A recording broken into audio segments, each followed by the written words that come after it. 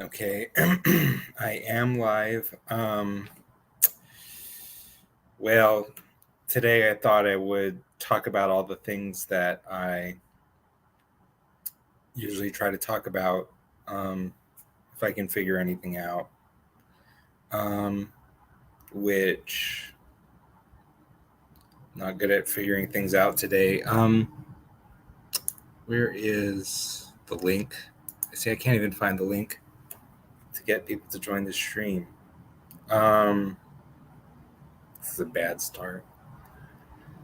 I think about weird stuff. I'm really just I'm hoping someone will come along and like uh, someone will come along and tell me how to put the link in the chat so I can let people join if they want to join. The kind of stuff I think about is weird. Like when people use the word mid as a put down, it can be used as a put down of a thing or of a person.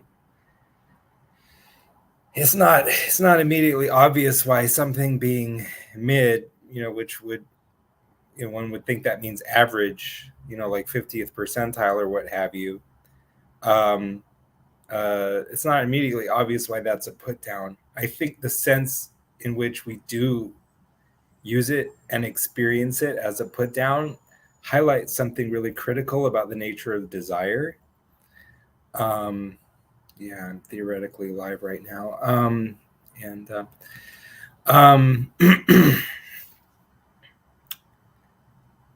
what I mean by that is that there's always this kind of identity between oneself and whatever one has got in one's consciousness. Consciousness it's like if you're trying to find what it is beyond whatever is represented within it, whatever its states are, whatever its values are, as distinct from the field that consciousness is, one doesn't really find much. In fact, nothingness is almost like the precise technical description of what one finds.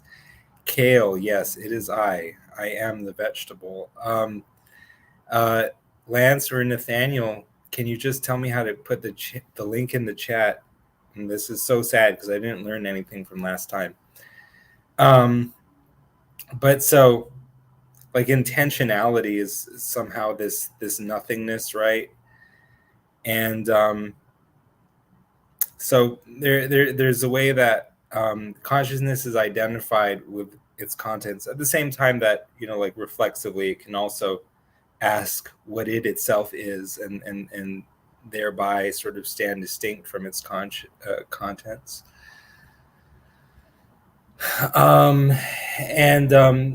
There's this is a great question. Like, what you value, why do you value what you value? Is what's good because the gods love it, or do the gods love what's good because it's good? Or in Genesis 1 terms, God created something in his image and called it good. Now, was it good because it was in his image, or was it, I want to say, was it in his image because it was good? Something like this. But there's a question of always with desire and valuation, like, do we think that it's is beauty in the eye of the beholder, or is it somehow like in the object? If we're talking about, like, let's say God, the one, the ultimate reality, the answer to those two questions must necessarily be yes. There has to be like this for the one, or the ultimate reality, the one consciousness in which we live and move and have our being. The subjective and the objective sort of necessarily would seem to coincide there.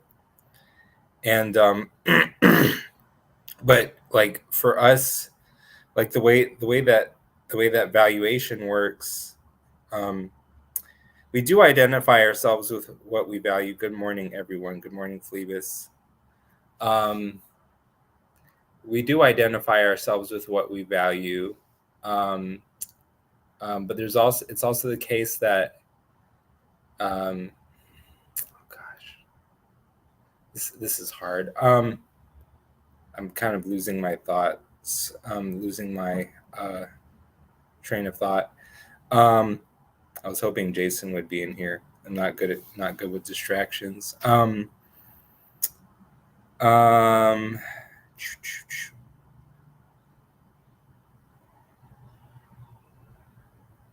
Maybe I'll just try to back up and restart.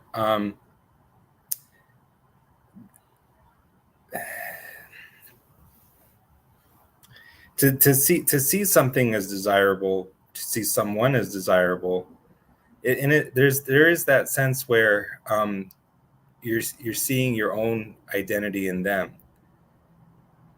It's like one's own identity is all one has in terms of which to conceive the infinite, which is like what one really values. So what one values, it's like anything that we value, we desire it to the extent that it images the infinite, which is like that kind of ideal. What's that word I want? Not approximation, integration. It's like an ideal integration of differentiated parts, such that a limit is overcome through their integration. It's everything that we see as desirable, we see as desirable to the extent that it images that. And when I say that what we see as desirable, we see ourselves in, or we see as an image of ourselves, the usage of the word self there is tricky because self is there being used without a complement. It's in the sense that everything that you experience is something that you could, in a sense, call self, as being part of your consciousness. It's the sense in which, if one was all that existed, one would never know it. And so it's simultaneously one's image of the self and God. There's that Calvin quote that all knowledge of God begins in knowledge of the self, and it's hard to say where one begins and the other, and ends, and so forth.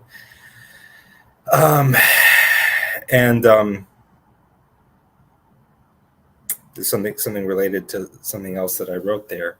But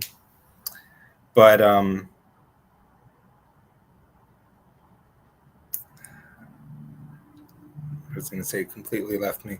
Enter your broadcast studio from the homepage. Tap the guest button at the bottom of your studio. Guests. This is bad. Tap invite a guest. Copy the link shown, or tap copy to clipboard and send it to your guest. And maybe they just want invite. Okay, here it is. Got it. Thank you.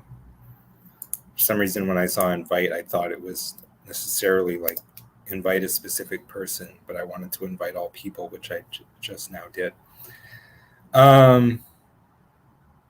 Yeah, really rocky start here. Anyone is welcome to come in and talk about anything, I suppose. Desire is a function of likeness rather than lack. Well, I guess the only way I know how to put it is the way that I began to put it, which is what we desire in everything.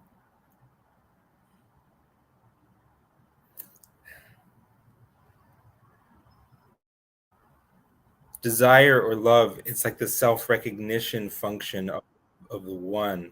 Come in. Let's come in.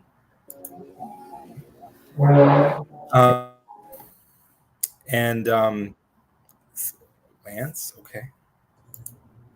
And yeah, desire or love is like the self-recognition function of what you would call the one. And so what it desires is whatever is infinite, whatever overcomes a limit by being some ideal integration of differentiated parts. If you want an example, the TV that's behind me, it overcomes a limit of like, and normally stuff that's not where you are is not stuff that you can see. But it's overcoming this limit. How? It's an integration of differentiated parts. What parts? Well, it's got to do with like, tubes and pixels and stuff that I don't understand, but because it's all there in the right way, an integration that is easily lost or destroyed, then you get the overcoming of that limit of time and space and distance and things like that. That's an example. But really, what we always desire is sort of like the highest infinite that we can conceive, because really anything less than that wouldn't even be infinite. It would be some limit or rule that a thing is like defined on, and that's why we use mid as a put down. Incidentally, I think that's how I started, and so like if one is not what exceeds or excels the rule or transcends the rule, but is instead really merely ruled by the rule, like that's an issue. We don't take that as good. It's automatically to show or to illustrate that we're in the image of God. God is whom we desire as it's like our true.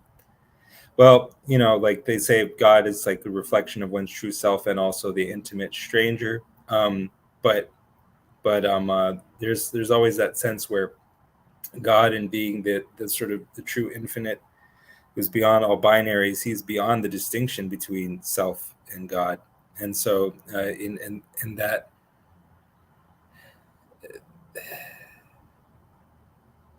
in that unitive sense, one sees in God a reflection of one's true self. Yeah, did I study philosophy, Sandy? No, which really shows. And today, I had energy this morning before I had to do a whole bunch of stuff, and now I'm already crashing. Hey, Cal. Yeah. Do you ever? I know I've tried to challenge you on this in the past, unsuccessfully, and I know others have, or I think others have. And so I wonder if you ever, in your own internal conversations, are able to present any kind of challenge to the idea that what we're always desiring is the highest good, and that you're maybe secretly hoping that somebody comes up with it one day, but nobody has yet. And maybe you would just. It doesn't really work like that, because there's like, insofar as there's any logical necessity, it has to work like this. Because it's like logic means distinctions. It means this predicate is defined on its complement. X, the excluded middle means either X or not X, which means X is not X. That's its identity. It's defined on a complement. It's a limited term. So so far as we're presupposing distinctions, it also means that we can put X and not X together and we would have a union set. And that union set is presupposed underneath any distinction between X or not X. It's presupposed by any sort of limited logical identity or predicate. And so, this is saying that the essence of reality, however dynamic or unstable it may be, is it's unity. And the idea that one could desire something less than God essentially is presupposing the idea that distinction is somehow the last word, and you would say like reality theory, that somehow it doesn't all hang together. But what we mean by reality is everything, yes, hanging together. The mutual relatedness of things constitutes their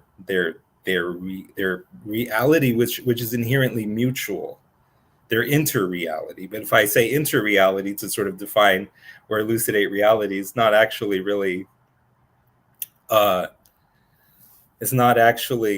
supplying any deeper meaning there, because that's always what we mean to say that things are real. I don't know what it could mean. It's almost there in the definition of desire to see the thing as infinite. Like I see this thing as desirable despite it not being. Maybe you could talk about why people, including me, seem to have kind of a weird reaction to that, or like an instinct against it, or if there's some pragmatic level at which it wouldn't be helpful to think about things in that way? Or There's many pragmatic levels on which it's not useful to think about things in that way.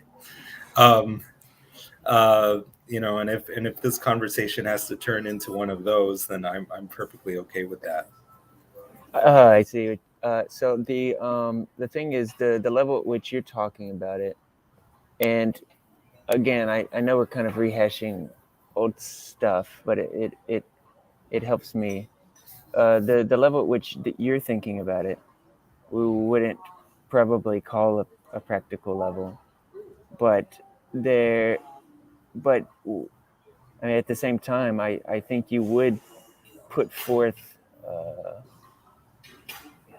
you would attribute some usefulness to. If man had no impulse toward the transcendent, would he be in the image of God? So you think this is just We're not only, man doesn't live by practicality alone. There's that's another good, way you could put it. but or does he? Like, no, yeah, I agree with you when you say that. Even though I'm calling it immediately into question. Phoebus says, I lose personhood. I would say personhood is self and other are infinitely interdefined. There's no self that's monadically apart and not interdefined with the other. Maybe you consider this like worshipful. If I'm only noting the infinitely fractally interrelated nature of self and other, and that sounds like losing personhood, so be it. There's no other real conception of a person that works. Sorry, Mitch. That's okay. I was just suggesting that maybe you consider this line of thinking very worshipful.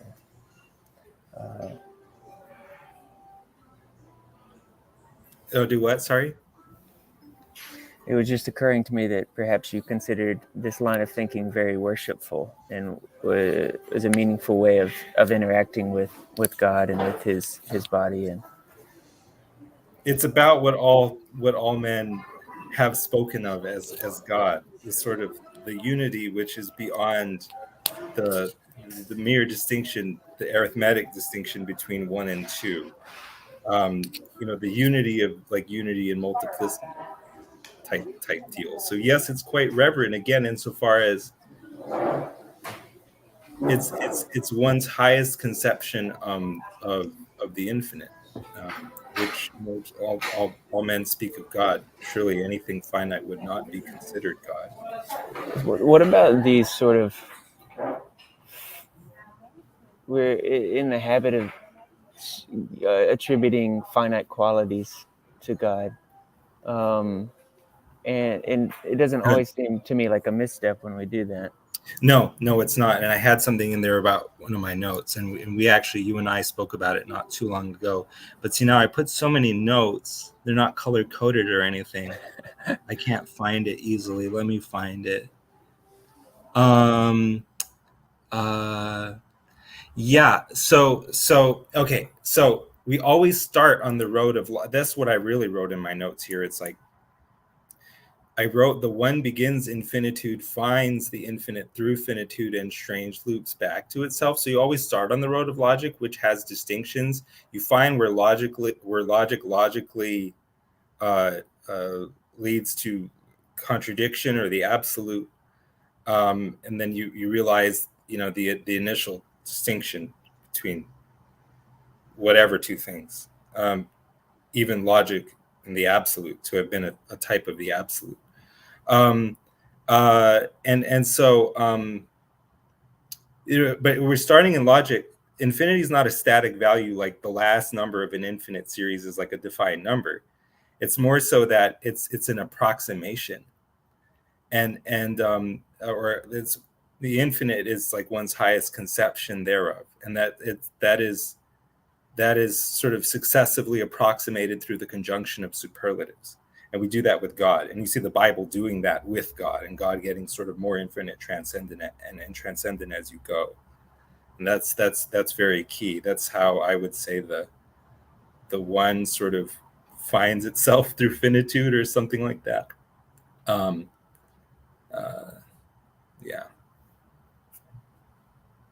People say I'm saying it's all God in such a way that we lose personhood, but it's presupposing that God is this thing that's defined on a complement, which doesn't work with God. But of course, the thing that is not defined on a complement is not this easily thinkable thing, and yet it's this concept that like sort of haunts the borders of any or all conceptual distinction. Is it not easily thinkable, or is it really unthinkable? And if it's really unthinkable, maybe the only way we're gonna be able to talk about him is on a compliment, and maybe that's okay. And The only way you can talk about it, yeah, would in some sense be on a compliment. But like the Tao Te Ching says that you can't know it, but you can be it. That's what it would be getting at. mm-hmm. The Mm-hmm. illimitable is like this contradiction Probably in the terms, because it's a limit to say it's illimitable. sense in which you could be it. And again, I'm wondering about if man lives by practicality alone, even though I don't kind of in my gut agree with it. The thing about being it is, without knowing it, is it's not something you can, I always say, will around with. You Hmm. can't, because you can't will that being, because that being is administered to you. Uh, Hmm. then then again, I get stuck in thinking, well, I'm going to acknowledge the things that aren't practical, but when I'm communicating and when I'm thinking and when I'm behaving, it's squarely in the realm of the practical. I think that the practical is like what 99% of all of our days. Can there be 1% where we actually? For me, I think about these things maybe a little bit too much, but I Well, no, acknowledge that it's I not that's practical, but it's that's not why that. to me, I think if I I don't want to come and always be throwing a monkey wrench into what is maybe your worship. That's why I brought that up, is Hmm. because it's like I can't. Cal knows this, Mitch. Stop badgering him about how we No, you're can't, not. actually pick up You're these not. You're clues. not. And I'm not. Also, I'm also not making enough effort to understand you. Well, yes. So I don't know. I just think, let's think about I if you sit in with a group of people talking theology, if you sit back and think, wow, they're like, maybe you think this, or maybe it's just true. They're missing it at every turn. They can't seem to grasp God at all, and that's of course maybe the most natural thing in the world that they can. No. Yeah. I Then mean, you still look at that and say, wow, that's you can only look at that as loving, from a certain perspective. It's like these efforts to try to know someone so deeply. yeah. Well, gosh. Yeah. Um, you talked about being as something administered to you and something you can't will around with. There's something I wrote down in my notes, and it's kind of crazy, and it was edited out of like the only podcast appearance where I mentioned it. Um, but I read it again. I think it's, to me, it's really says a lot, says everything basically, or it gets at everything. Um, uh, I think of, wait, yeah, eternity, or what is eternal. It relates to the firmness of a resolution or intention, and in the case of being God's, like, or whether one's identity is eternal. Um, Eternity relates to God's immemorial resolve to create us. And I said, suppose you were given godlike power to create or control the timeline of your own life.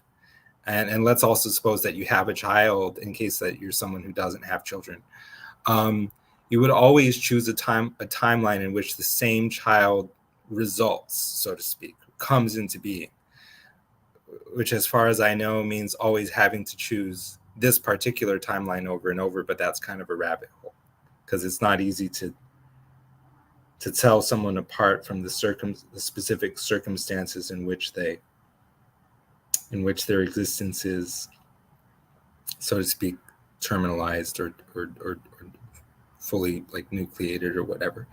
Um, this makes your child eternal for the purposes of this example, and this is what I think eternity means. It also critically has to do with identity, since love is seeing one's own identity which is, or, I wrote / the identity, i.e. God, in the other.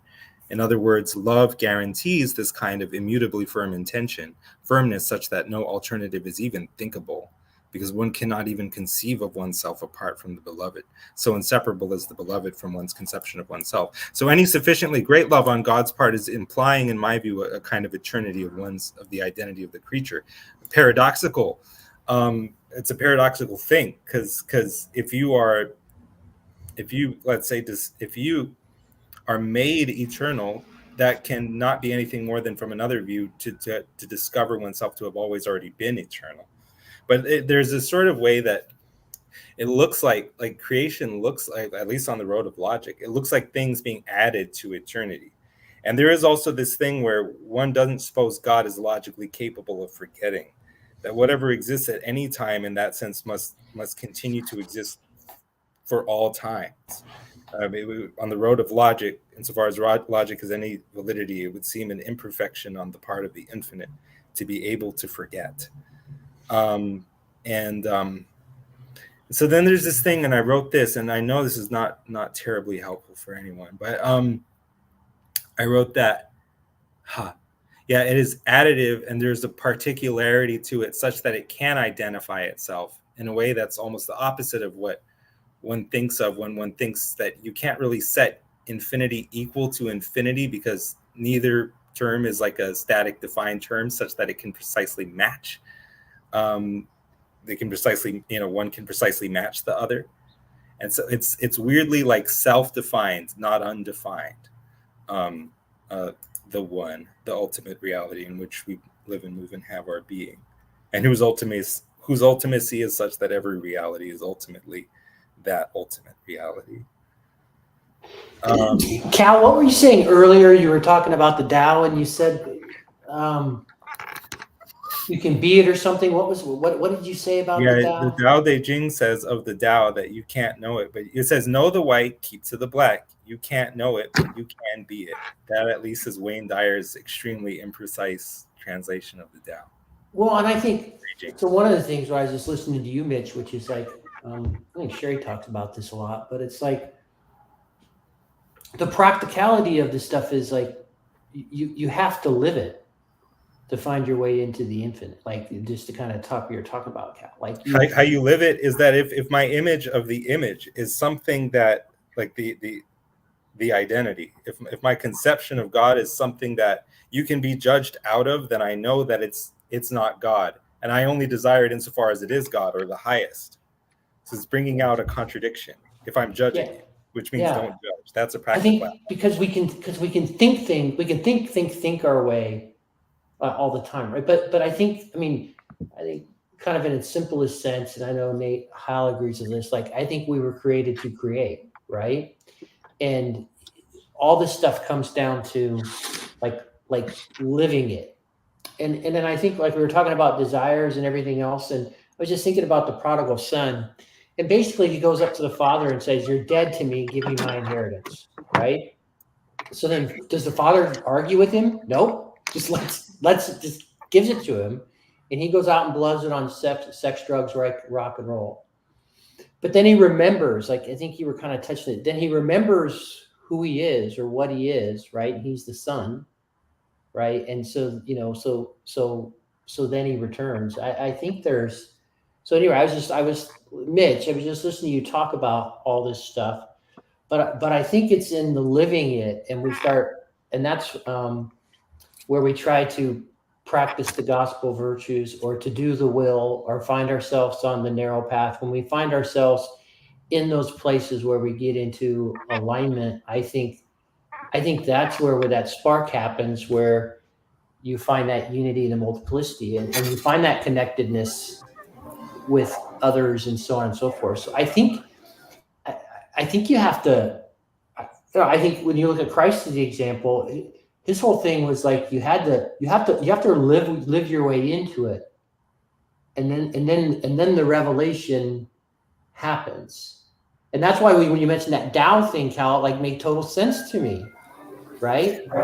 Well, what stood out to me in the Tao thing, the distinction between the being and the knowing, it seemed like the being in this case was different than the living that you're talking about, because the living that you're talking about still seems to be very caught up, connected to practical considerations. It's the type of being that you can't do without knowing. Whereas I feel like the be no distinction that Cal brought up was a different sort of thing that you couldn't will around with. And if the point is to if the point is to live everything, there's got to be some knowing that's behind that living, or if there's something that's behind that living that isn't knowing or isn't practically entwined, then it's something that's out of our will house. And I don't know. Abide in me and I in you, but what exactly should I do is always the thing. There's a certain administration from on high that we have to trust in to get about our business, and then but we're not in control of that administration. We rely on it and we trust in it, and then we get to work. Everything is meaningless. Now fear the Lord and keep His commandment. Mm-hmm. I think that when you see practices, right, I joke a lot of times I'll put my name as the practical wooer, because I think it's the practice of the things, like you talked about abiding, right? So there's a set of spiritual ascetical practices that you can start to do. You don't really know what's going to be the effect of these or whatever, but you set down this path of spiritual practices, whether it be fasting, prayer, these sorts of things. And there are lots of different ways that people do those things.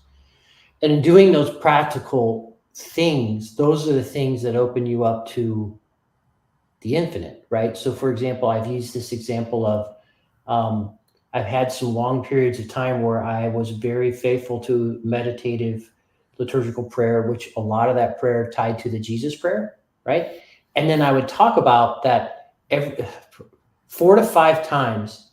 I found that in the midst of where I got to that place and do that, I lost time. Like I lost time, right? So I'm praying, I'm thinking there, I think it was 10 minutes and it was 35 minutes. And you know what I mean? Like literally nothing exists, I could equate it to people that could, it's different. But it's like when you're stoned and all of a sudden you just realize you haven't been paying attention for like about 20 minutes or something, something like that, or maybe whatever. But you get to those things. And so I think what that is when you do these, and so that's a very practical application. And, you'd mentioned abide in me and I in you. Like there are practical things that you do that then can put you in connection with, I can't describe loss of time as anything other than connecting into that infinity. I mean, that's got to be something of what that is, right?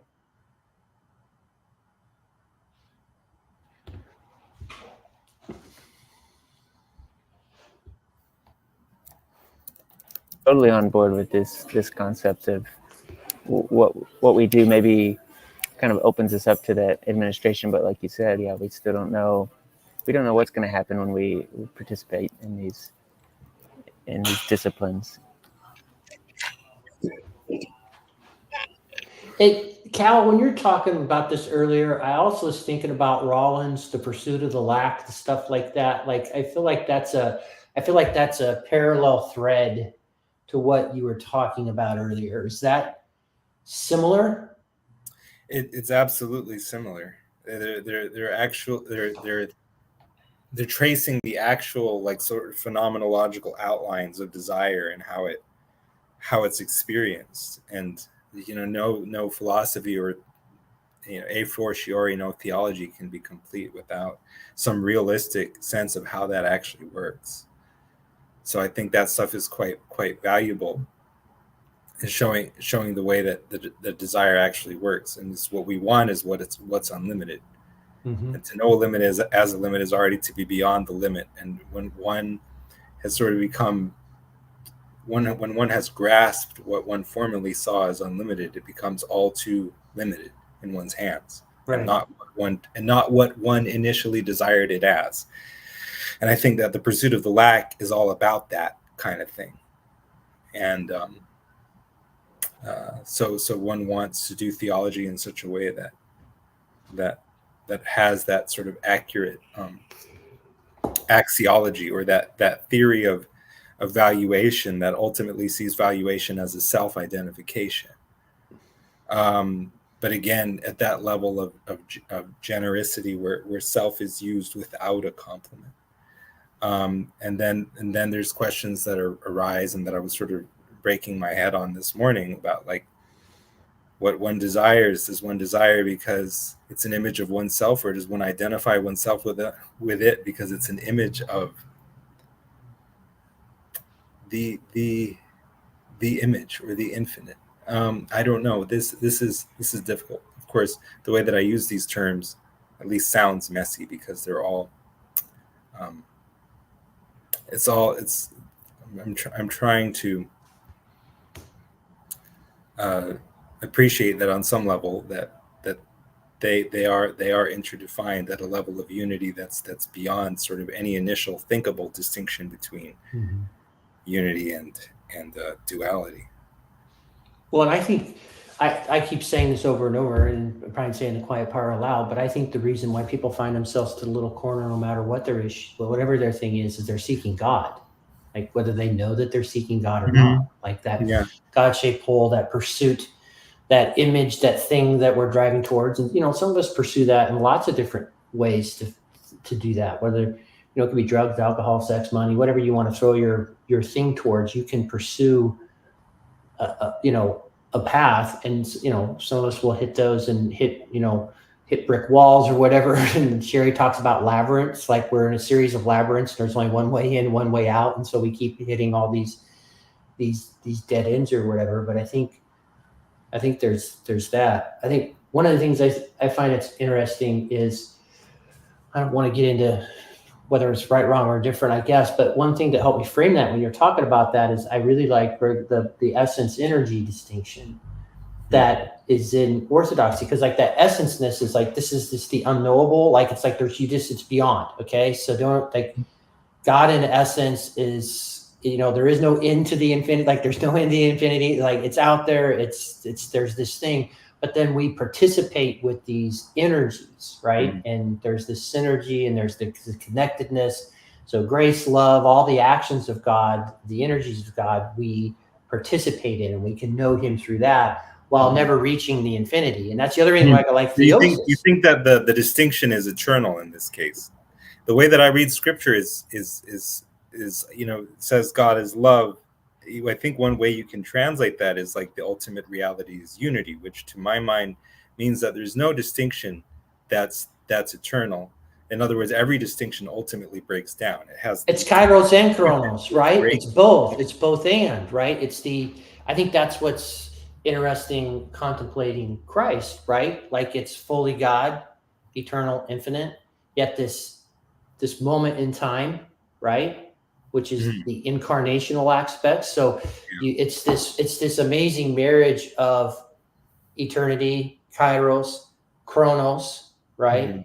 And then even that, like, that happened at a very specific time, and a very specific place, and a very specific moment. And like you talked about, going back to say, I would always pick the moment in time that would generate my son, right? Like, okay, if you're gonna, so it's marrying both, right? There's something else I put in my notes here to talk about, which was that now see, I won't be able to find it. It's like, in the moment, something, but in the moment, there's no such qualifier as in the moment. In the moment, each identity or state of consciousness is the identity. So in other words, what you're looking at is God to you, so to speak, in that moment. God, I mean, it's the highest good. You're looking at that and not anything else. Why? Because it's the highest good that you can conceive to look at least in that moment. But in the moment, there is no such qualifier as in the moment. So it gets into the way you would use different words, aseity or idempotence of just the present moment, which is, it's like if you that thing is his whole own rabbit hole in the sense that you try to get into what is the present as such. You find eternity and God, because the present, you can't measure it, not as what it is, only as the past, which is what it notionally isn't. But anyway, that's so in other words, are we really focusing here on the distinctions, or are we always really more interested in is the unity? If the infinite, like as an integration of differentiation, like X and not X, is that basis on which any distinction between X and not X is intelligible? It's like, and if it's the truer type of the infinite, and yes, McMosav, nothingness and everythingness are pretty much, conceptually indistinguishable. Neither X nor not X equals both X and not X. If you negate both the predicate and the complement, or affirm both, it seems to have the same result. And so it's like, we can harp on distinctions, but I feel like almost like in good faith, we're not even really interested in the distinctions. We're interested in what's under them. It seems to be a sense in which sometimes it's better to talk about things less accurately, which sounds counterproductive to what we're all trying to do here. I like that. No, I like that, Mitch. Craig, I don't love Craig's example, but he uses one that I don't have anything better right now. He'll say an example of this is all guns are loaded. It's better to say all guns are loaded, even though that's not technically accurate. It's just a better way to talk about guns so that you handle them with care. I'm sure there's a better way to do that. Talk about it, but I haven't found it yet.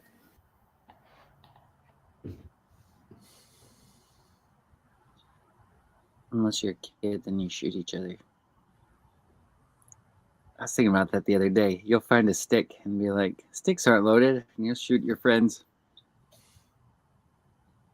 We encourage it. See, in my own terms, Mitch sort of, he's negating what I am saying, because it's not corresponding to his image of like sort of what's ideally integrated. And he's not putting forward or specifying what his is, but that's okay, because you're not always necessarily able to do that, but you can at the same time, offer like one's sense or one's judgment that it doesn't match. Oh, Jason, are you raising your hand to ask a question? To ask a question to you. Can I Okay. I have been like trying to get caught up and get ready for work and stuff, so I'm kind of like all over the place just trying to track this conversation. Can you give me like a rundown and a summary of what your vision is, and then I guess Mitch's? Are you saying people inherit, and what they desire is it ultimately God, because they ultimately desire the infinite? Yes. Okay. It's been pretty all over the place. And Mitch, you're saying that's not always the case, basically? I had said early on that gave me some pause. Okay, well, but in this case, question... my pause was more related to getting rid of distinctions, and not focusing on distinctions, but instead focusing on ultimate unity. And that's where I was. How do distinctions tie into it? Because that's why I say we've been been meandering a little, I think. Well, can I ask this question then? If one is in, it seems like the question would be more. God, I don't know that I even want to ask this, because I feel like it would derail it from where Cal maybe wants to go. Because if what you desire and what you're aiming at, or what you want, what you're lusting for, is ultimately infinite, I think the only alternative to that would be non-being, right? And then it's like, can someone actually desire non-being? And I don't know that you ultimately could, but then even if you desire non-being, isn't that just your will? Isn't that kind of saying my will, like your will versus God's will or something like that. I don't know. Does that make sense of what I'm even asking? Is this taking the conversation in a terrible direction? Let me know. No one's talking. Well, if God's will is something that is like opposed to mine, it seems to me God is something other than myself, and that makes me wonder, what is the more ultimate reality beneath both him and me? Yeah. Okay. I'm trying to track because I'm just thinking. So there's some very angry internet theists, fortunately none of whom are watching this conversation, but if they were, they would say y'all need classical theism, which even I've not been the greatest like fan of, but like what I'm doing right now is just straight classical theism. So you're saying whatever I desire, I'm ultimately desiring God. Is that and then I'm saying, and I guess I was saying, and you desire the good, and what you mean by I desire it is that I see it as good. It's kind of hard to escape. Okay. Yeah, I get. Gosh, I feel I'm trying to bring forth Mitch's point here because I feel like there's a, and maybe, and like I guess maybe this is put not something forward that says that gives the identity of the infinite one as a no and not a yes, and it's saying that there can be some eternal, I won't say bedrock because that's too horizontal, but it's some kind of eternally vertical no or distinction that somehow supplies the ground of intelligibility or functions as the ground of being. Well, are there two sides? That was awesome.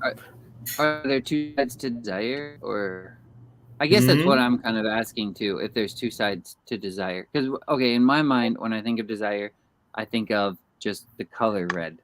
And so it's just like that you have, can you desire something in a parasitical way that ultimately needs? Because when I think of desire, I think of lust, I think of red, I think of wine, I think of pleasure, I think of blood, I think of all that stuff. And then being drunk.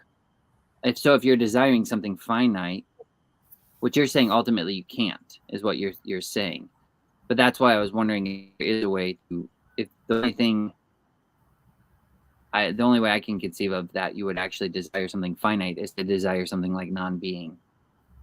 And I don't know that can be. Even non-being does not easily bear description as finite, as the neither nor that's neither light nor dark.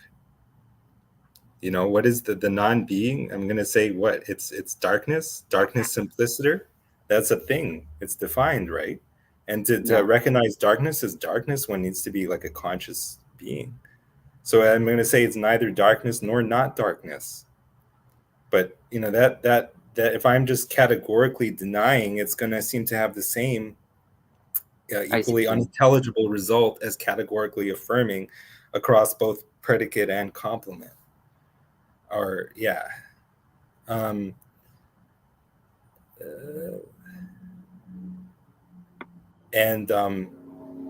to desire non-being. Well, I mean, there was something else I was saying. I kind of lost it.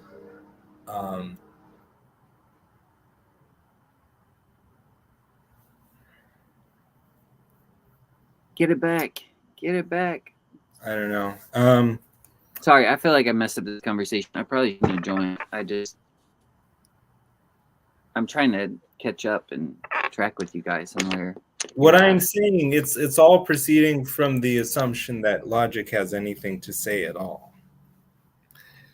And if one wants to deny the validity or utility of logic, that, you know, that may be fine, so long as one doesn't make the performative sort of, if one doesn't sort of enact the performative contradiction of then invoking logic or trying to use it in the very next breath.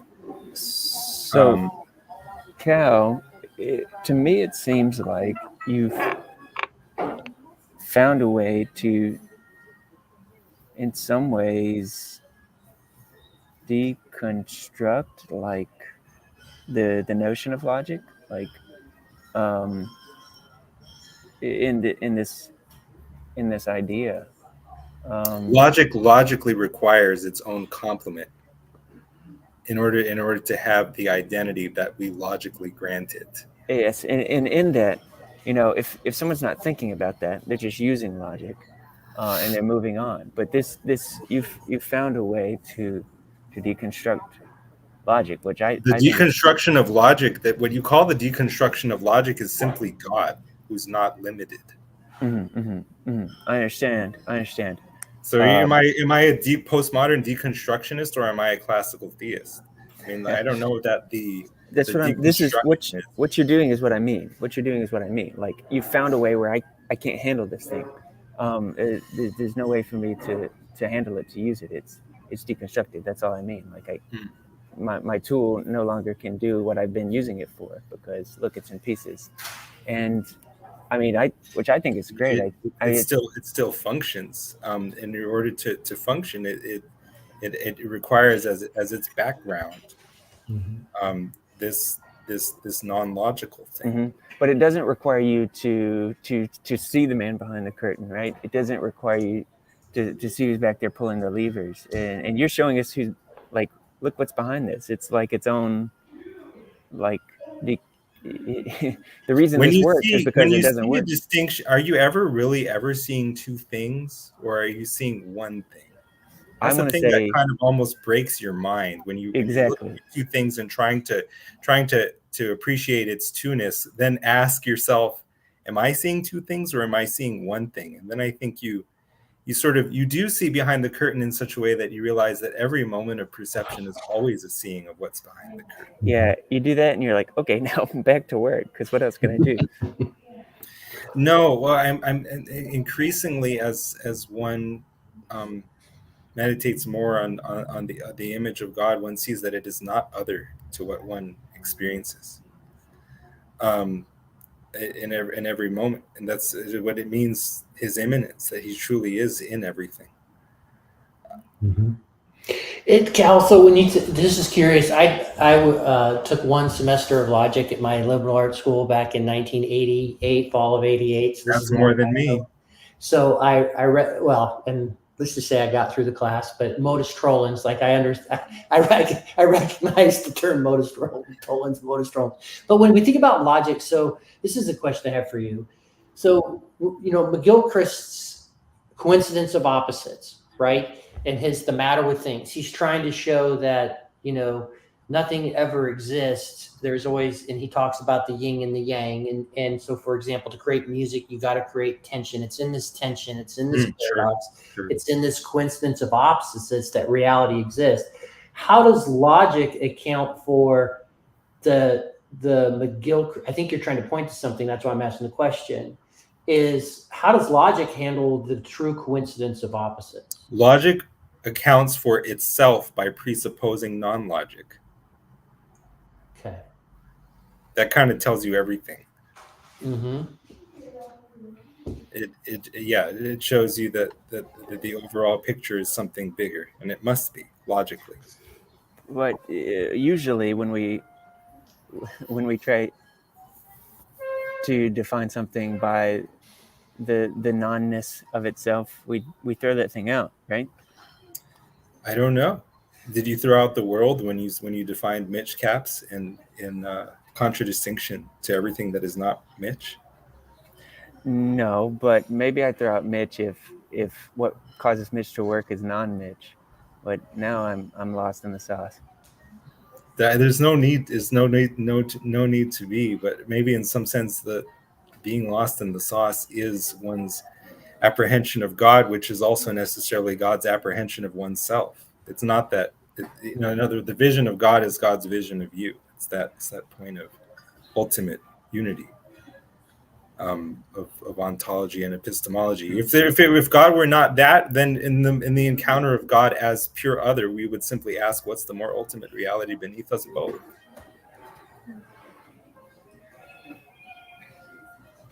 That's what I'm saying. Like, as far as logic has anything to say at all, it must be this way. I'm not even tracking anymore. If you run logic to its ultimate end, don't you run into the I don't know? Yeah. The I mean, I thing kind of that understand that. I don't know it is understand it. apprehend its finite, The definite love essence. I don't know. But if what we're talking about as God as the great unknown, then one wouldn't, from the standpoint of logic, say that knowing was what the operation that one performs, on it. And have you read Esther Meek's book, Loving to Know? Mm. She had all that stuff based on Polyanian stuff. I wish Luke could jump in here. I think that's one of my books that's in my queue. I've never pulled the trigger on it, and I probably should, because he seems to have greatly impacted her. And I think, coming back to this God thing or whatever, that it would seem that to truly know and these other things that she's, it's that love is the basis of that, right? Love is The basis of knowing. love is, as I said, it's the self-recognition function of God. It's the yes that God says to his image, to himself. It's the yes that the created, just the yes the created says back. It's the let it be, right? It's the remembering, like the prodigal son remembered, like that mentioned that story, remembered who he was. He was the son. Like, I think we talk a lot about this stuff here, and I know Jess P's been playing around with this a lot.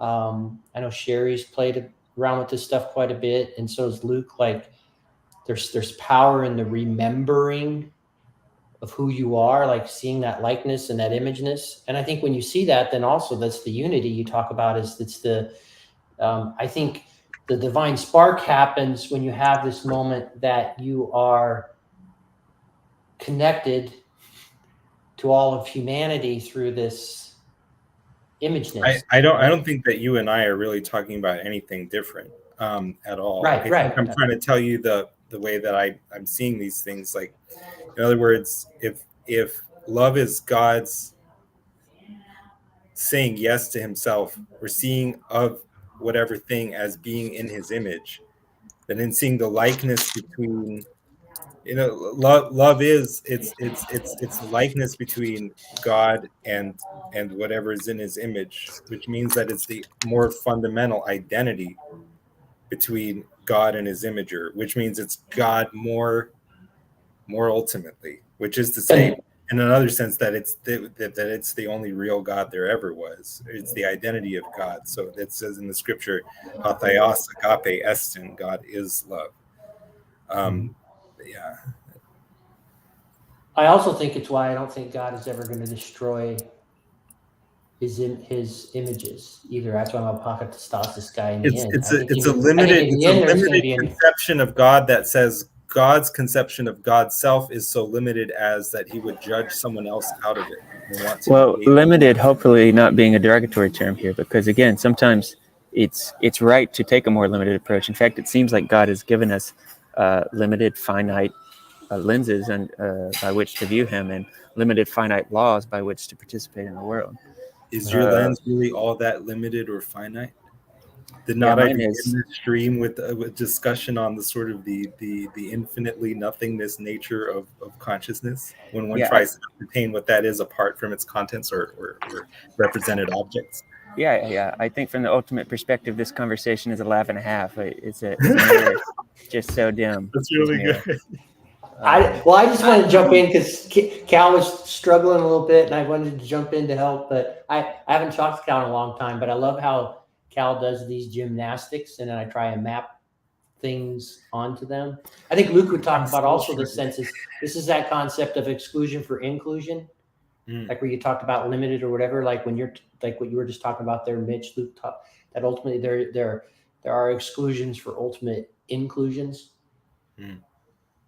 Yeah, what I like about what Cal has done is he I haven't found anyone else to do it. I'm sure other people could maybe, but I always say that everything is deconstructible, and so what's most helpful is to have logic deconstructed, because where when someone inevitably runs against a break in logic, they're too willing to cast off things that are actually good and true. And what they should do is instead is say, no, everything can be deconstructed. Calm down. Let's look at this in a different way. Maybe there's another reason I should hang on to this other than the logic checks out. And if you know that even the logic of logic doesn't check out, then I think you're in the catbird seat. I don't know that the logic of logic doesn't check out. I view it as a sort of meta logic that understands the sense in which any approach that is based on defining, identities in distinction to their complement or their negation is itself going to presuppose that it has a negation or complement on which that it's defined in distinction to. I think the negation means that the logic isn't checking out. I mean, but I think if you're negating the thing, then the logic is not checking. If I'm saying that Mitch is not Mitch, I'm negating the negation. The logic is working. The logic is doing its job. That's what logic is. Huh? I got lost again. It sounds enough in shambles that I would feel comfortably saying to someone, to my own ends, see, the logic doesn't even check out. Well, I'm totally. I keep getting lost. Like I keep thinking. I do recognize that what I'm saying, for someone would think I'm just saying these things to sound smart or something, that I'm completely making it up. I think you guys should be able to tell I'm a sleep deprived idiot. I'm not the person that can come out and impress people and knock their socks off with my smarts. I'm not even remotely like that. I'm some kind of technician. I've thought about this stuff for a long time. That's why I can see it from many different angles. I'm not limited to regurgitate or spit back some paragraph that I read in a book. I have a procedural intelligence. I can triangulate. I can walk around the thing. And that comes from it does come from having lost a lot of time thinking, if one considers it lost. When Mitch talks about the limit or logic, isn't he just talking about the rule that survives its own judgment? Like you have to know the thing. Like he's talking about the limit, the seed, the seed that creates all reality. It is something finite in a way, except it's the thing that survives its own finitude. It survives its own judgment.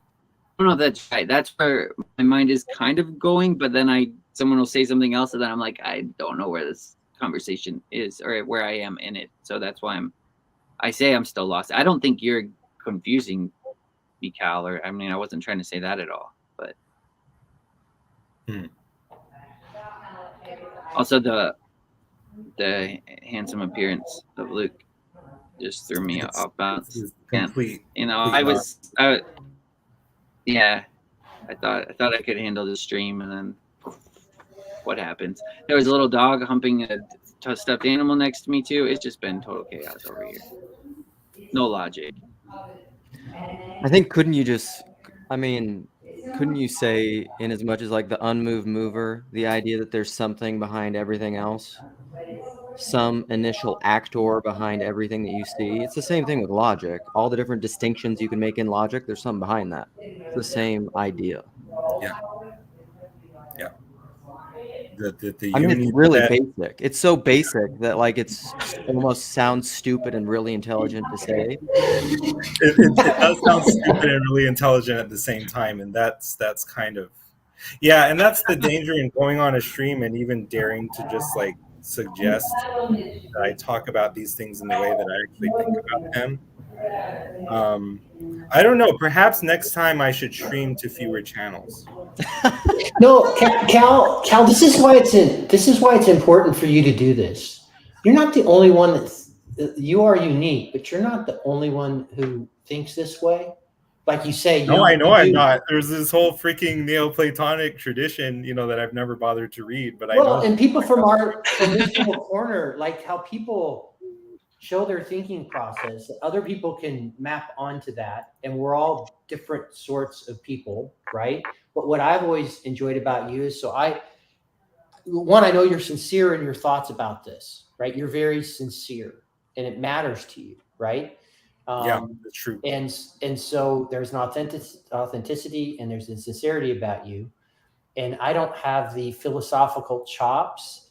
Luke doesn't either, but he doesn't have to read the books to know the things. So, right, Luke? Like, you don't have to read the books to know the things. Or he can read a chapter and know what the book is about, which I think is amazing because he intuits it. But I am able to then take what you're talking about and I try to, so I'm thinking Rollins, I was thinking Ian McGilchrist, I was mapping it onto hesychasm in orthodoxy, and Gregory Palamas, the essence and energy. Like you were talking about all these things, and I was able to map it down to things that make sense to me. And then where Mitch was talking about, like what, again, I just came on because you were asking for people to jump on. I wanted to be a friend and have a face on here with you. And then luckily Mitch jumped on or whatever. But then where I saw Mitch talking about was the practicality. And my name on one of Luke's live streams, I'm the practical wooer, because I think there are practices that you can do things and start living. And then all of a sudden, those are the portals into the infinity, where those things where it's revealed. Yeah, I think the great portal into the infinity is non-judgment / forgiveness, which is also love. Same thing. It's the identity of God. Then you're seeing as he sees, and so I have a question then. So getting back to desire, then, if this thing's on desire, I mean, I kind of beginning. So if that is the portal to the infinity, as something like love or forgiveness, then is desiring something other than that ultimately finite? Like, because that's one thing I kind of run into this little wall with myself, where people talk about the good, the true, and the beautiful. I'm like, if I'm desiring those seem to have a finitude, or like they can have a finitude if I'm not ultimately holding them in something on forgiveness, like on a seat of mercy. And so far as it's opposed to anything else in its definition, then that's the definition of finitude. Gotcha. And so what I wrote something about that here, and I know I didn't write it very well, but and we're here for the Cal quotes. Let's do it. Quotes. Yeah, man. If you want, I'll just read all these notes, and you'll descend to your insanity. Do it. Yeah. I'm trying to find like the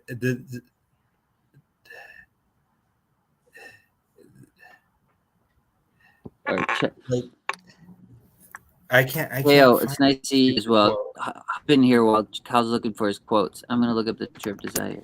Say something. Hey, Theo. Oh, right. Oh, yeah. Also, great album, Sandy McCracken, Desire Like Dynamite. There you go. Check that one out. I'm trying to look up. Maybe I didn't even pull it onto this thing. I'll go find it in my keynotes. So Chad said to look up the etymology of it. Does it just have to do with like appetite or something? I don't understand. Etymology of what? Desire. He said it's important. Good question.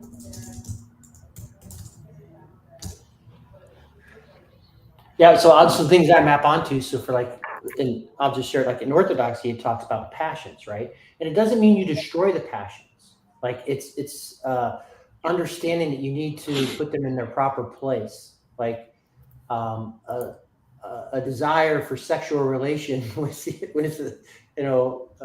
your partner is a good thing. That's procreation. That's other stuff. But all that stuff is, in proper relation. And the interesting thing is that what they find is the first thing you start is controlling your gluttony. The easiest thing you can do is try and fast, right? Because it's hard to try and get higher levels of attainment of spiritual awakening. Yeah. Like that's a stuff that's the end of this long road of whatever it is. But you can like literally stop what you're stuffing in your face right now. Like that's a good place to start. And it's like, so it's the place where you start controlling your passion. So that's like, so again, it's all these lofty concepts, but you start down here, and at the end of the ladder of St. John Climacus, or if you would look at the Evagrius Ponticus, what you would see in Orthodox theology, the ultimate where you can see where you're at in your journey, is where if you truly have love for your enemy, like that's the highest likeness, right?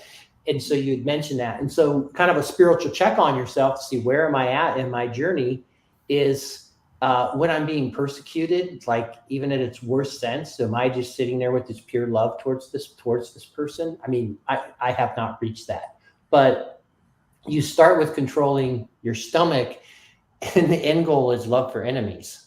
And by the way, that's a long journey. Well, it's kind of just not getting what you want, right? I mean, that's like, I mean, I'm in the middle of that right now. I always want to make it more relationally practical because you can talk about all the ideas, but then you keep them in the abstract and at arm's length and they're useless. So, like my thing right now is sad, and that's true. Like I'm sad and I'm basically depressed. I was talking to Jason about this before I came on here because I haven't been living properly. I had a really bad interaction with my son last night, and then I'm sad, and I can spiral where like essentially my wife and I were going to go on a day date today and spend some time together, and she basically just doesn't even want to be around me because I'm just a buzzkill. And so then it's just like so in that, like, what does it mean? This is like, these are the conversations I like to have because like you could talk about like the logic behind the logic and the unity behind all distinctions. Like, who cares? You know, I mean, it's fine. I do that all the time. But like at the end of the day, it's just like, what does that mean for me when I'm sad and feeling sorry for myself and it feels like my family doesn't want to be around me? Like that's what, you know, that's the practical shit. Yeah. And so it's, what does it mean? So my desire is to be loved and desired. What happens when you're not? Then what do you do?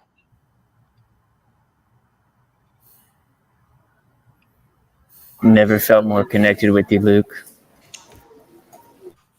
Well, I mean, it's like, this is why I'm always talking about family stuff because like it's not abstract, it's not ideas, it's relatable to everybody, and there's no bullshitting. There's like no bullshitting your real family relationships.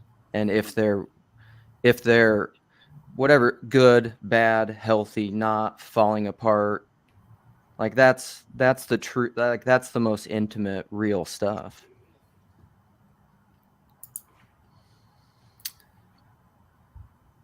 So I don't know. I mean, like I'm currently struggling with that now. I'm not even. Question, if I can be a little bit adversarial here, is that if that's Do the it. real stuff, why do you come onto the stream that is about the intellectual stuff to say that instead of going and doing the things with your family kind of thing? Well, because part of it is because antithesis here for a moment.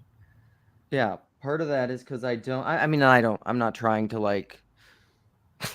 I'm not trying to take over the stream, but I'm trying to relate. What's relevant to you? It is relevant to me, but it's also I'm trying to relate the abstract stuff because it's not like I think the abstract. I mean, you and I spend how much time talking about the abstract stuff? A lot. But I don't. I've always said I don't care about the ideas in and of themselves. I care about philosophy, applied wisdom. Like that's love. So that stuff's great. But then you got to figure out how to use it in your life. And so that's what I'm trying to bring right now is like, okay, great. All this stuff is true.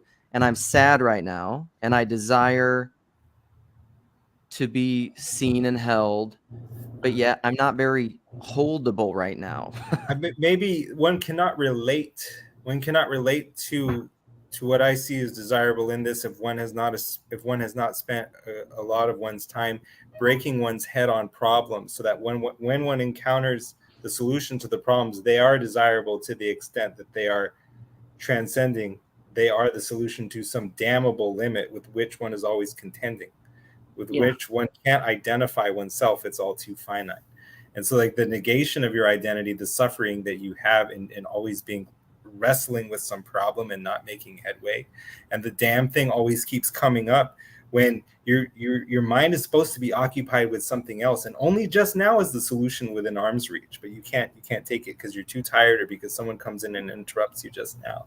So the world, the lived experience that this is coming out of is not one with which everyone can necessarily relate, although they also can, because everyone does think about similar things in their own way. I won't say the same things to make it seem as if I'm just somehow beyond everyone in this absolute hierarchy, when in truth the hierarchy exists uniquely for each one, and each one is at the top of his own hierarchy. That's a more accurate way to begin to see. But you know, it's like, man, I think about this stuff all the time, like what it yeah, like I desire, what I want is to be seen in hell. What I want is for the infinite. What I want is the infinite, like I see myself in God and he sees himself in me. And then, or like I want love, which is the type of, you know, me seeing myself in God and God seeing himself in me. And then the question is, what is the self that is seen if it's not in God per se or in you per se, but it's infinitely interdefined down this Droste effect, hall of mirrors. And so we sense as a whoever offers us unconditional affirmation or validation, we sense as a type or an image. That's why I keep talking about the image of the image, an image of God, or God who's identifiable with his love. And so we see God in whoever is offering us that kind of unconditional love or validation. Now the question is being asked, like, if one is not receiving that validation or affirmation of one's identity. Because what I tried to offer, if it were possible, a reduction of love. What is love? Is the affirmation of one's identity, and then even to offer a reduction or a deeper definition still of what affirmation is, which is mirroring, which is interesting. But I don't think I'll have time to get into that now. But if you're not being affirmed, you know, kind of what are you doing with that? Jason told me the other day, like, kind of like we're talking about the genesis of, I'll spell the transliteration. How's that? To spell the vocalization, YAHWEH, as like a storm god who becomes more than a storm god, and Baal is merely a storm god. And then, like, if your storm god doesn't give you rain, what do? Are you still going to love him in the drought? Jason asked. A genius question. I'm reflecting on that, and that's what I feel like what's going on with you right now. And well, yeah, what do you? Is it also love to not be affirmed? It's love. It's love to stay in it when you're not getting the affirmation. And what I would say, surrender of my will for thy will, means an identification of myself with the other, who's a type of the unknown, both X and not X, which is the proper self-identification of the self as the God that one always desires in everything. Sorry, Jason. Well, no, I was just going to say, I don't think it's always, I'm not quite sure how you're using the word affirmed. Like, I think you're maybe meaning it a little different than a lot of people might be hearing it. Mirror it back, say it back. Yeah. That's actually, well, just affirming someone, I think love, like, weirdly consumes you as well. And so, like, there's parts of you that are finite, and if love is infinite, it wants to break those off. It wants to make you more like itself, more loving. So it's not going to affirm every aspect of yourself, I wouldn't think. I would think it would recreate you in its own image. So at times it would feel like you're being consumed or torn apart, because you literally are. So, like, when Luke's talking about this, he wants a love that's unconditional.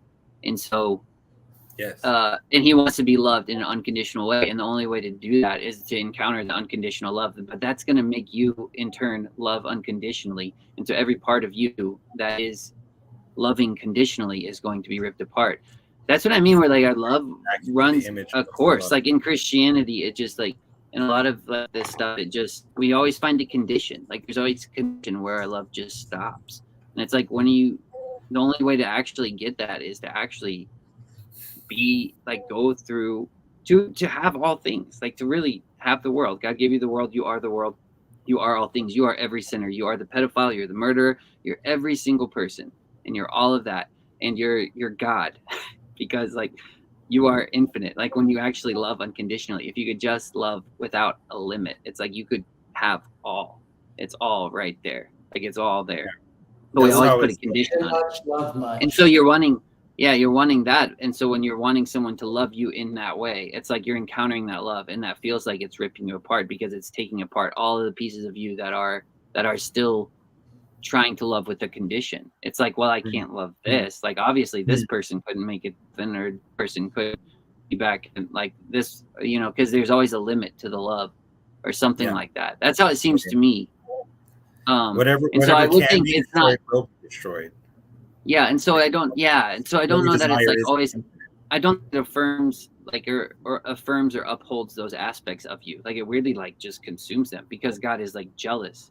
That love is, that unconditional love is like jealous. That's what I mean with, I think, the weird thing with forgiveness. It's like when you forgive in order that you might be forgiven. I'm like, just try it, because I don't think it works that way. Like, I think if someone comes to you and punches you in the face, and you say, well, I have to forgive them so that way I can get to heaven. It's like, or let's say, like, to actually forgive them, it's like you have to actually give your life. You actually have to put down a part of you have to yourself. actually see or desire their own good, which is to see them as good or desirable, to love them. But if you're only doing that for your own good, it's like, it's still not literally only for my own good. It's a seeing of no good in them. But when you do it for your own good, it's like, that's what I mean. Like, you run into this thing where I think it will transform you. If you're like, well, I have to forgive them just so I can get forgiven. It's like, well, if you actually do forgive them from your heart, if you make that choice, then you're going to continually have to negate yourself, because it's like, this can harm me. So that you can love them. Yeah. And so then so you're your continually, your image of the image can be broad enough so that you can see them as being in it. Yeah. And so it like literally it ends up being just like, it ends up being, I mean, it's not about you when you forgive someone. That's the whole purpose of it. So it's like, I'm forgiving him. It's not about me. And then, sorry, I'm talking too much. Go. No, I'm talking. No, Jason, you were brilliant. Thank you so much. First of all, I'm gonna slow this whole the way down, so I apologize for that. Because to start with, Cal, I think you're brilliant. Genuinely, I genuinely, because, and the reason is because you say words that I don't understand. Like, you say a sentence and I'm still trying to figure out what the previous words mean, do I remember what, and then you've gone with. So hopefully it's not because of any of the individual words. No, because not the way that I'm putting the ideas together. Not at all. I think it's more to do with my my posture of receiving it. And I, similarly to Luke, but to a way less degree than Luke, I can sort of intuit things without really grasping them fully. So everyone does and can, and we can do so better than I can in their particular way of doing what they do and seeing as they see. Yes, exactly. So when I first jumped on it, and I was just, I felt a little bit trollish in the Iveman a little bit, but I deserve all the hate and the pushback and the trolling, because I think that's more to do with me just trying to like find a way to grasp it. And thankfully, Jason, you've been very helpful in me being able, okay, Jason is like the best theologian in the little corner, in my opinion. I agree.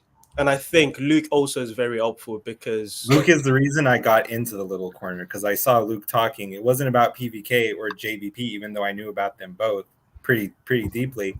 I saw Luke talking about universalism and the thing behind the thing and behind the thing, and I was like, all right, get in the comments, like, how do I talk with this man? Set me up a talk with this man, please and thank you. Enter.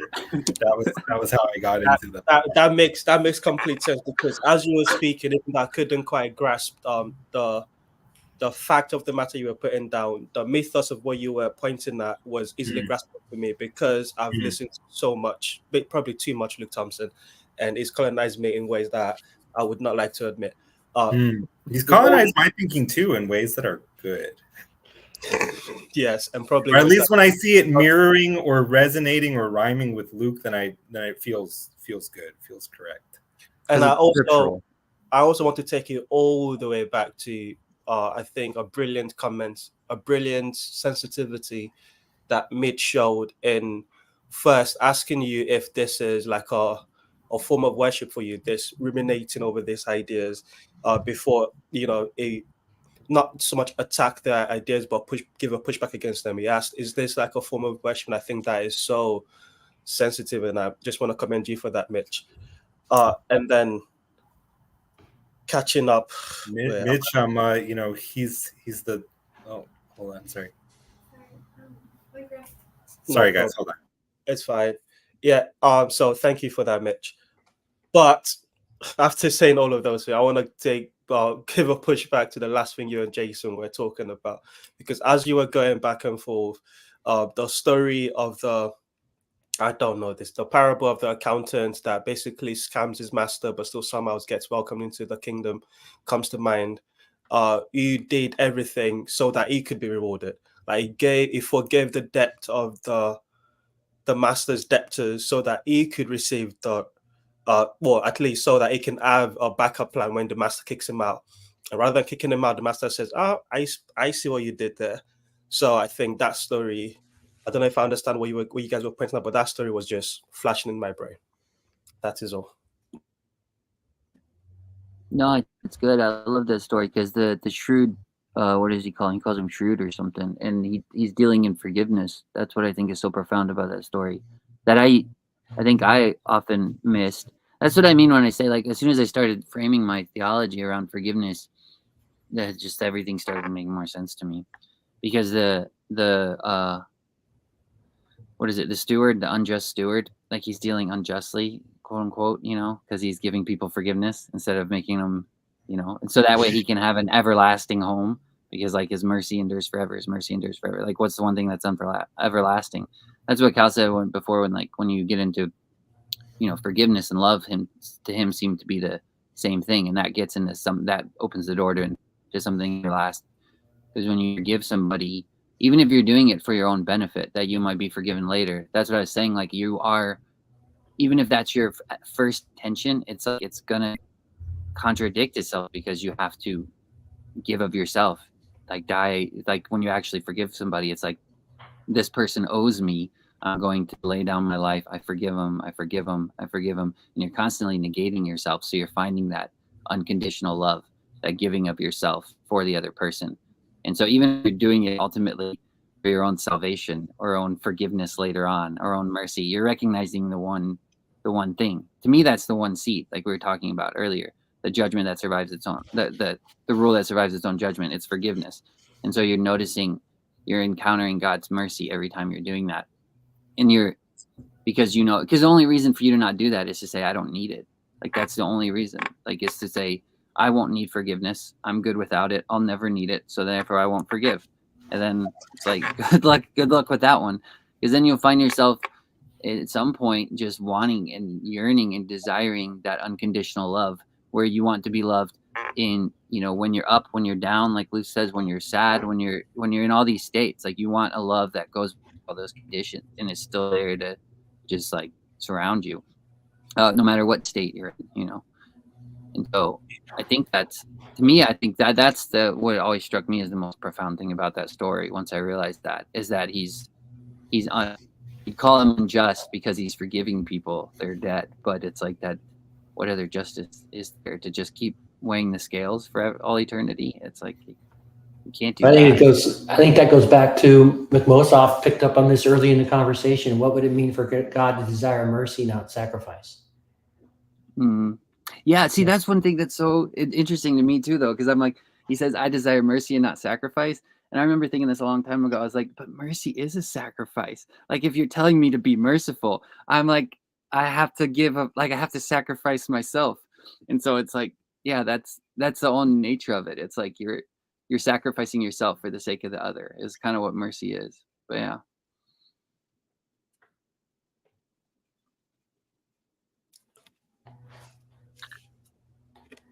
Yeah, I was just thinking as you were speaking that there's a temptation to want to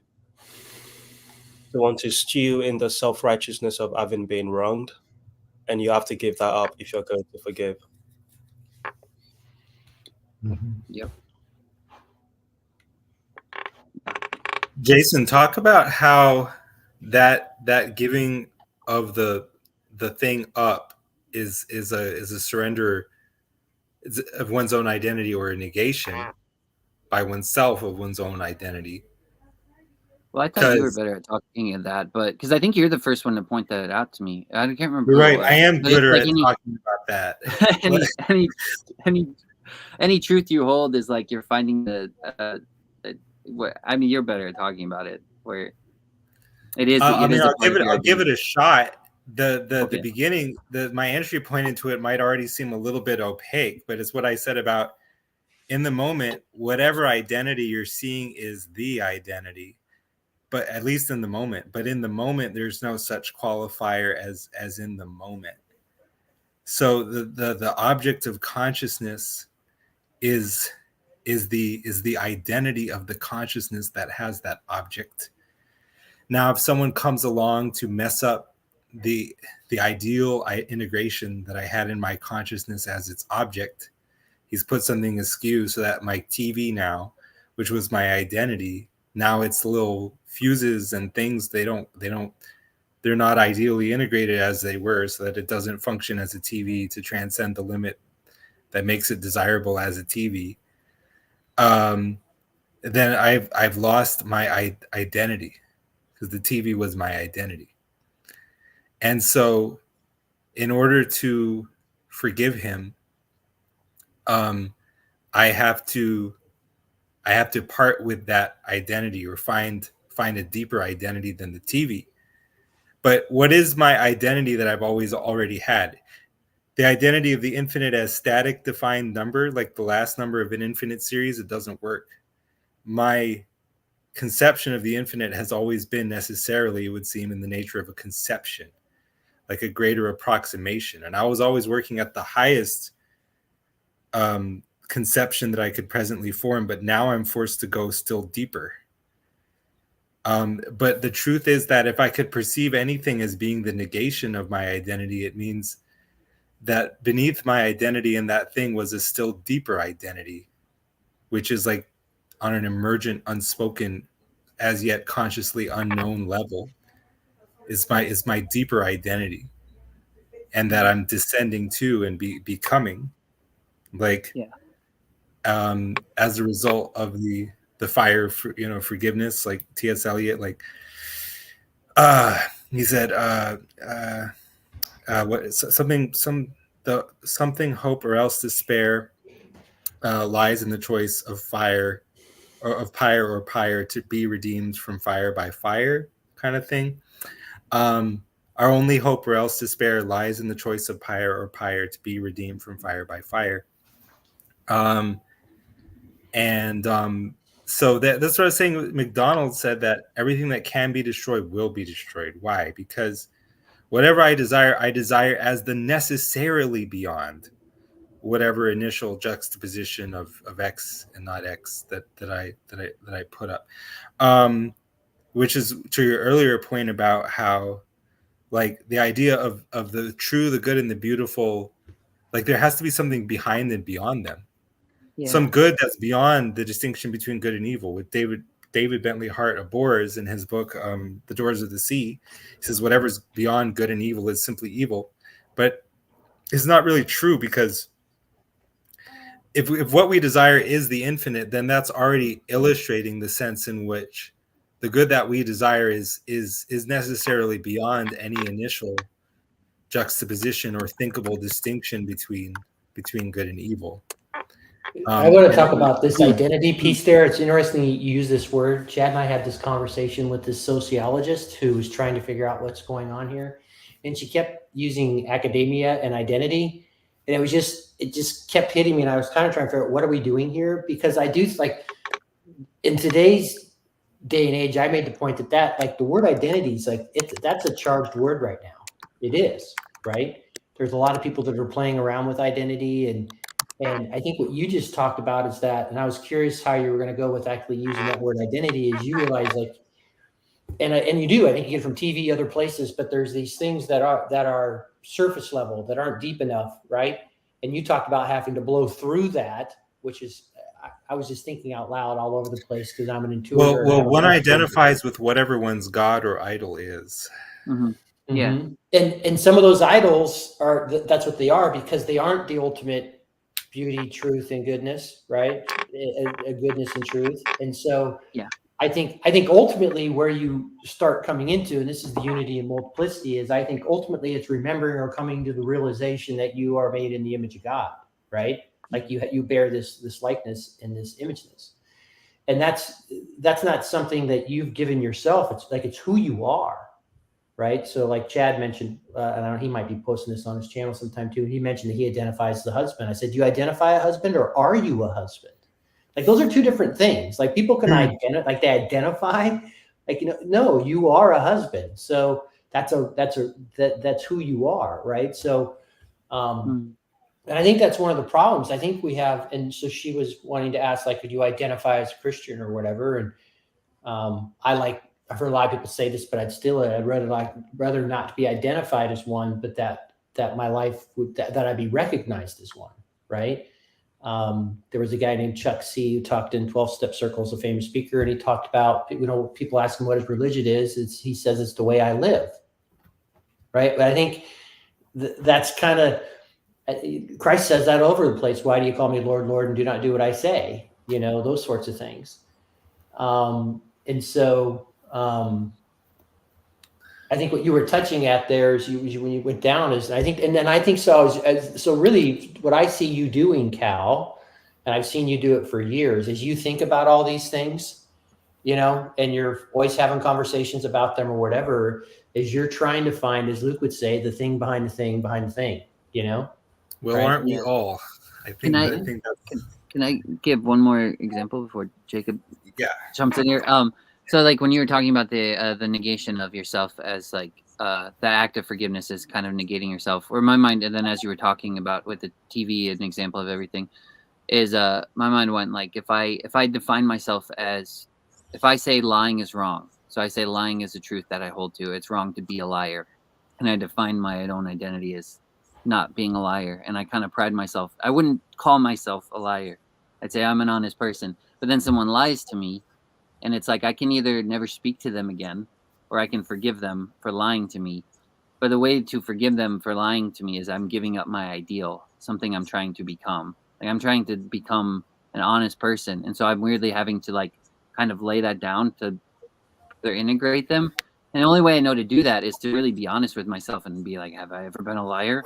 And that's why I'm always saying my hypocrisy knows no bounds, because it like all the truths I'm holding. No, I'm not giving it up, but you know what I'm saying? Like I'm still holding it. I still hold it to a core piece of my identity because it makes me who I am. But I'm the question at least arises, how can I love this person, i.e. see him in the image of my highest ideal, if my highest ideal is this and he's manifestly not in the image of that? So the question at least arises, how can I love him without essentially having to give this thing up?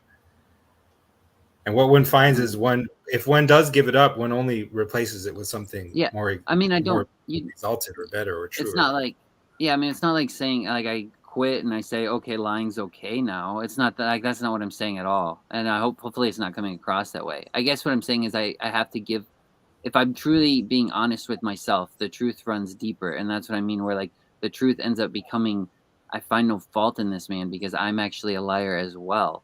And so that's what I'm saying. Like your hypocrisy, the truths you hold to, your hypocrisy is those will find you. And until you get to that one rule that survives its own judgment, where that's why I love that Tombstone movie so much, where Doc Holliday says that. It says, my hypocrisy knows no bounds. Then on his deathbed, he says, it appears my hypocrisy only goes so far. Because now you've gotten down to that one truth where it's like, okay, now my hypocrisy, I found the truth that survives its own judgment. And it's something like, it almost gets to that imagery where like I can't really describe it other than truth, like something like truth or your ideal, your God sitting on the mercy seat. And it looks like it's like in the tabernacle to me. Like it's like that is something undefinable. I don't know. Anyway. Wow. I mean, we kind of an entry point into what you're saying, the way that I talked about it on the podcast was like, there's two ways to interpret judge not, because with whatever measure you measure, you're going to be measured, so it will be measured unto you. One is this way, like if I'm standing in judgment over Sam Bankman-Fried, who destroyed like $8 billion of wealth through fraud, and I say that he is out of the image. He is not good. He's damnable. He's just a fraudster or whatever. And I'm surviving this judgment because when I apply the rule to myself, I pass it. Which the rule is: did I destroy $8 billion of wealth through fraud? Which the answer is no. So I'm golden. That's one way to interpret it, but I don't think that's really what it's getting at. I think because the question is, why is it wrong to destroy $8 billion of wealth through fraud? Well, deeper principle, it's wrong to steal or waste resources. And have I ever stolen or wasted resources? Like if I'm pushing it, like, because it's wrong to steal any amount of money. Have I ever stolen any amount of money? No. We'll say, well, but why is stealing money wrong? Because it's wrong to steal or waste resources. Have I ever not given my full attention at work?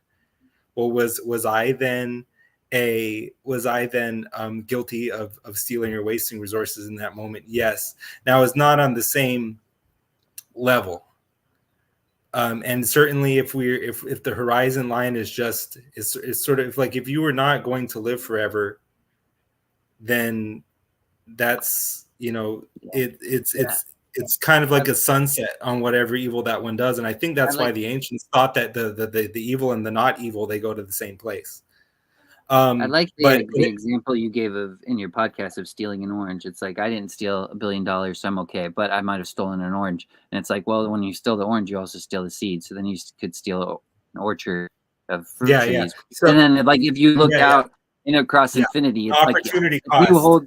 If you hold to that one judgment, at least I didn't steal $1 billion. It's like, the longer time goes on, it's like, well, now it's found you, and now you're a hypocrite. If he had had that cent, if that investor from whom I stole had that penny at compound interest for however many centuries, then it would be a lot of money. And that will always be 1 penny less than he could have had, et cetera. And so, but yeah, it's like, if you're gaming it out over the longest of time frames, then what really if you're an eternal being, in other words, then what really matters is the principle underneath an action. And the principle that says, my enjoyment of this orange is worth more than what it may be worth to him. Like, I'm sort of eternally worth more than he is, or something. It's problematic over the longest of time frames because it's hatred, it's murder. I said that he's not in the image. My image is such that he's not in. My image of the image is such that he's not in it. It means that I'm not seeing, by the true light. Which is, I'm self-condemned, because that's all I ever wanted. I'm not identifying with what I want to identify with. Yeah, I think that's a helpful, like, the love-hate distinction. You were talking about that in your most recent podcast, to hate father and mother and that kind of idea. It's almost like people listen to my podcast. It's surreal. But I have to, they're just clips from signal messages, so I have to hear which signal messages that I was not privy to. Yeah, if you've heard the signal messages, then you've heard the whole podcast, pretty much. So, but if love is this infinite thing, then to not love truly or singly is to hate. It's just like, whatever is not infinite is, by comparison, I mean, it might as well be hate, So, and we're always doing that all the time. I mean, who's loving purely? So I only jumped on because the judges stream starts in 20 minutes. Oh, Snapdragon. And so you guys, I would prefer if you wrap it up at least off my channel by that time. You don't have to, actually, because people can't stream twice, but I would prefer people were nice to each other and coordinated, and that was scheduled. I did, but this discussion reminded me, so there's a reading of Exodus 23:5, which, the obvious reading of Exodus 23:5 is when you see the donkey of your enemy crouching under its weight, you should help him, right? And in the Hebrew, there is a way of reading it, which the Baal Shem Tov taught, which is that, and you can see it in the Hebrew, but I'm pulling up the Hebrew just now. But so, okay, we can do the Hebrew if you want. Do it. Just to see what you're seeing. You said it's Exodus 3? 23. Oh, Exodus 23. Here, I'll pull it up. Hey, Cal, shout out the name of your podcast so McMo can find it. My podcast is very deliberately hidden. The Universalism podcast is against the called world. Fragments, which is an ironic name for the podcast that's about integration. I'm gonna Just as put it in the Universalism comments against the so world everyone is will an know. ironic name for a podcast again about universalism. Oh wow! If you see the donkey of the one who hates you, I already love this. Okay, so the simple understanding is that that the donkey is crouching under its weight, and you should not keep yourself from helping him because you hate him, but you should help him unload the donkey. That is the simple reading of the verse. The way the Baal Shem Tov read it was, when you are shown materiality, which is a way of reading this word donkey, chamor, sonecha, it is your evil inclination. It is crouching under its weight, and you are missing something. You should flee from it. You should surely flee with it.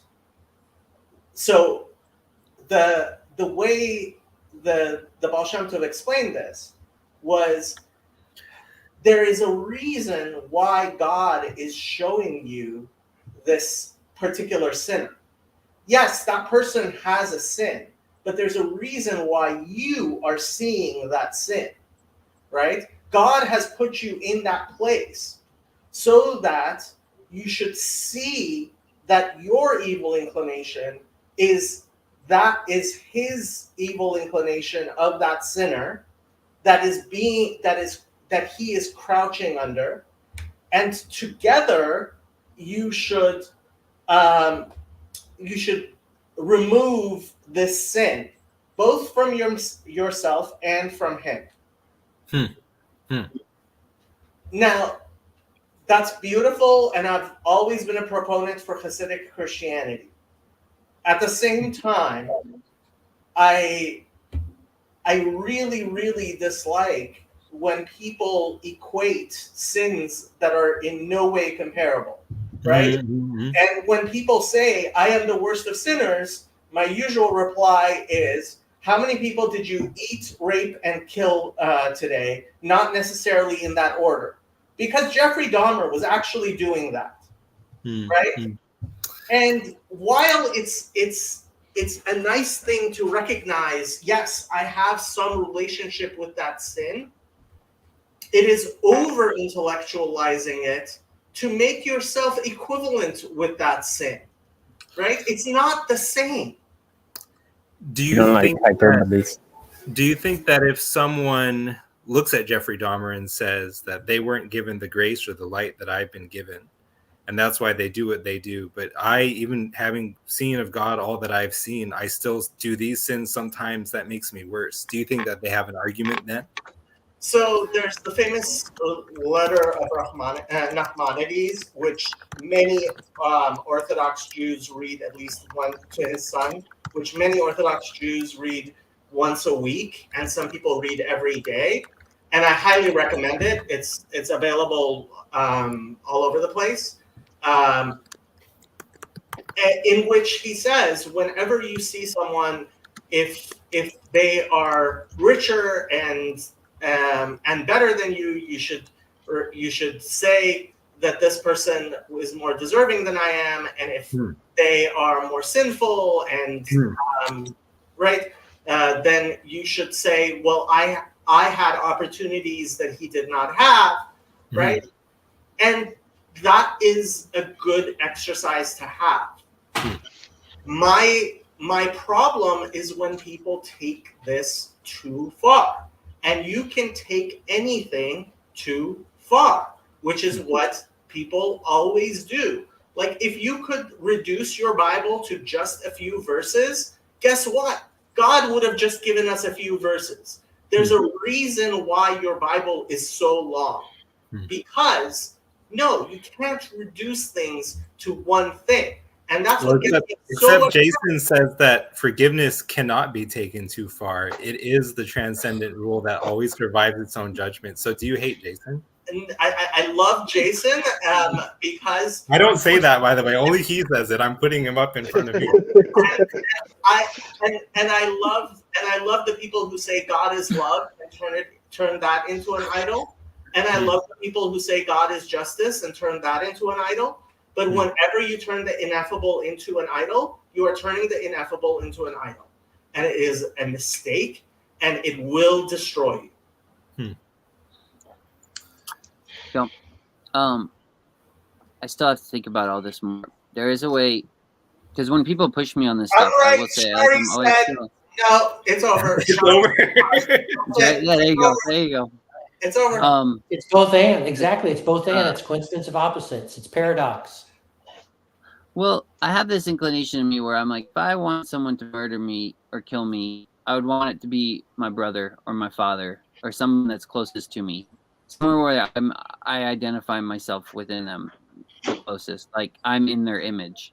So that's why, like, when I'm still, like, when I'm pressed with any of these questions, I still say, like, I'm pro death penalty. And I know I run into that conflict with certain people, like, in this little corner, but I was like, well, you know, you eat of this fruit, you will die. So it seems like there's a necessity there that judgment, if the judgment isn't severe, isn't extreme, then the forgiveness isn't extreme either. And the love isn't deep. And that's something, like, I feel like that's true, but then, you know, you can stab someone in the back or you can stab them in the stomach. I'm just speaking in riddles now, so this is probably not making any sense. But I guess what I'm saying is, like, if I did one of those evil things, you can name anything you want. Like, if I murdered somebody, I had to face the judgment, the death penalty or whatever. I would want the person who is killing me to be forgiving me simultaneously, because then they're seeing themselves I'm still in their image. Does that make sense? And so I know that I'm receiving my just due, but at the same time, they're still my brother. And so that's why, like, I don't know if that makes sense. I'm, like, trying to find the right language around that. It does make sense, and I could talk more about it, but I'm the thing is that we don't have much time. We've got like 8 minutes to clear out or something. Yeah, I gotta head out too because I gotta get to the courthouse. But yeah. So if I need to be murdered, I'd want us to do it. So basically, I would spin something about how the infinite, you know, it's like what we desire, see it as desirable to the extent that it's infinite. You know, it's our highest conception of the infinite, because it's not like the conception of the infinite is out there as the static number that you can just grab it and put it in your mind. And so there is the thing where everything that is in God is God. And you know, it's too much to explain in a little bit of time.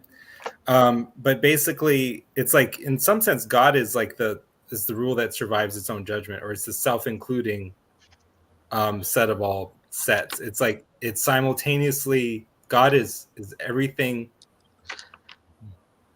It's like there's everything that exists, and then there's its container, and then there's like the reflexive operation of seeing oneself in addition to all that exists, and it goes on sort of infinitely sort of upward and onward, and there's this test of reflexivity that has to be met, and which God is meeting sort of as the condition of there being any experienceable reality at all.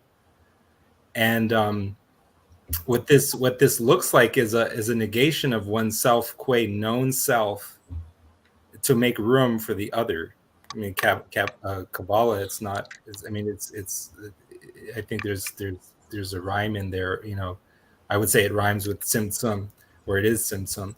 Or even if you like the Tao Te Ching, the Tao emptied itself so that there could be the 10,000 things. Means like among the 10,000 things, you will not find the thing that is the Tao, but it's self-emptying was the precondition.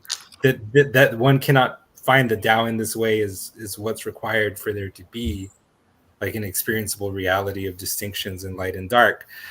And so I'm saying that if the ultimacy of God is not such that everything that is in God is God, it doesn't look like he's as ultimate as all that. And that seems like a problem.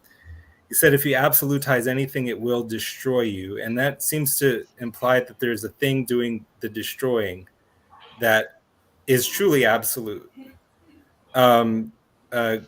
Because it's still there to destroy you after all the other non-absolute things have gone and destroyed themselves.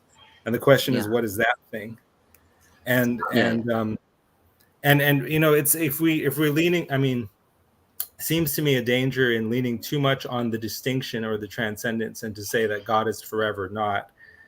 And because to say that something is not, you know, is implying that beneath the thing that is what it is and the thing that is not that thing, there's something deeper. The essence of reality is unity. And that if God can be other than me, it just makes me wonder, what is the deeper God in whom both God and I live and move and have our being, or who makes the distinction between me and God intelligible? And so in other words, if God is only there in the mode of distinction, there seems to be a problem. He doesn't seem to be the ultimate reality anymore. There's just a way that if one tries the logic on many different paths, they all go to one place, and so far it does not. I mean, it looks like forgiveness to me, because forgiveness is when you experience. I am the rule such that when I experience the consequences of all my actions from the viewpoint of all those they affected, when I am every man, and I judge myself, the actor, from the viewpoint of all those whom my actions affected, you know, only forgiveness survives unscathed. And it is an identification of oneself with that infinite God who is in everyone and everything, and who indeed is everyone and everything. And also, like Maximus Confessor said, beyond everyone and everything. But again, when we're presupposing the distinction, it's also just when we're getting to the question of distinction or beyond, it's merely presupposing a deeper unity in light of which a distinction is intelligible. So anyway, I know that's not good enough, and we're increasingly out of time, but that's what I would say. So since you mentioned the Kabbalah, I'm going to use my prerogative as the host here and read this, which is one of my favorite sections. You should hear me haltingly read Hebrew, because it's something I can do nowadays, but on a future time, at a future time. Yes. The prophet Elijah of blessed memory opened and said, "Eternal, hidden master of the worlds, you are he whose unity is infinite and absolute, and therefore indivisible. You are he transcendent beyond all that is above and concealed behind all that is concealed. No thought whatsoever can grasp you, but you are he who brought forth 10 rectifications. We call them the 10 Sefirot Atzilut, with which to regulate hidden worlds that are not revealed, as well as worlds that are revealed. Indeed, it is through these that you are hidden from human beings. You are he who binds them and unifies them, and inasmuch as you are within them, anyone who separates one from the other is regarded as having caused a separation in you. You also arranged garments. It is from these garments that the souls of human beings originate. They are called a body relative to the clothes that cover over them. These are arranged as follows. Loving kindness is the right arm, restraint is the left arm, and harmony is the torso. Dominance and empathy are the 2 legs, and foundation is the body's extremity, the sign of the Holy Covenant. Kingship is the mouth. It is therefore called the oral Torah. Wisdom is the brain, the seat of thought, and understanding is the heart's ability to discern. Concerning these, it is written, the hidden things belong to God, our God. The supernal crown is the Keter of Malchut, concerning which it is said, I declare the end from the beginning, the leather box of the Tefillin. Within the holy name, the way of Atzilut, This name therefore fills and saturates its limbs and branches as water irrigates and saturates a tree. It then grows in proportion to how much water flows through it. Eternal hidden master of the world, you are the supreme cause of all causes and the origin of all effects. You water the tree with that flow, and that flow is the very life force of the tree, like a soul to a body. But no human likeness or bodily image exists in your infinite essence, with which we might liken you to anything within or without. You alone created the starry galaxies and the earth. From the galaxies above, you brought forth sun and moon, planets and starry constellations. On the earth below, you brought forth trees and plants in the Garden of Eden and grass, living creatures, birds and fish, animals and humanity. Through them, you make known that which is above, how all that is above and below is regulated, and how the higher worlds may be known from the lower. But the knowledge of your essence is completely impossible.